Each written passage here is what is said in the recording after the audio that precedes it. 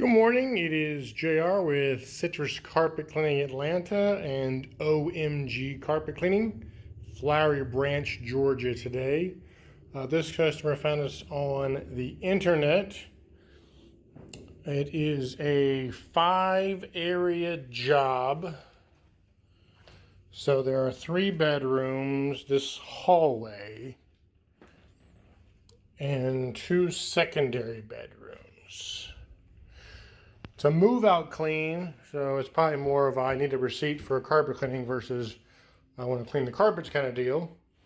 But we run into a lot of those where, landlords, the powers that be, rental agencies, etc. require a carpet cleaning when you move out.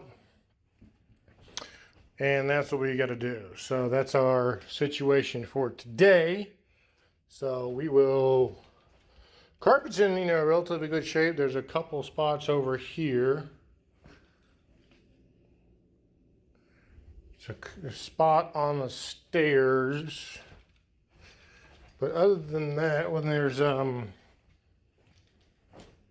this red tint in here, which my guess is not going to come out. Red, orangish tint. Looks like it's been there for several years, if not decades.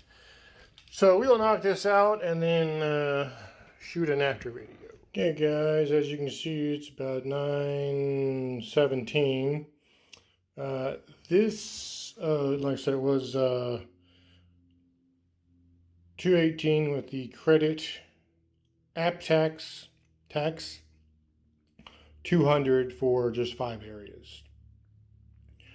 And as we've said before, probably used half a gallon, maybe a gallon of solution on this particular job. Side note, disclaimer, if you will, all jobs are not this quick and easy or profitable, but a lot of them are. Like I said, there were a few spots, they came out, a couple on the stairs, couple in this master bedroom here. They're still damp, which is why they're dark. But there's no hidden charges, no per spot fees, no add-ons, things like that you'll find with the most traditional carpet cleaners. More importantly, there's not a soapy, sticky residue with the cleaner, or what often is referred to as the detergent. Our process is not truck mounted. It's a low moisture, typically dries in an hour or 2. Citrus-based cleaning solution. No per spot fees, no upsells. If you're interested in starting your own business, we can certainly help you out with that. Our website is citruscarpetcleaningatlanta.com.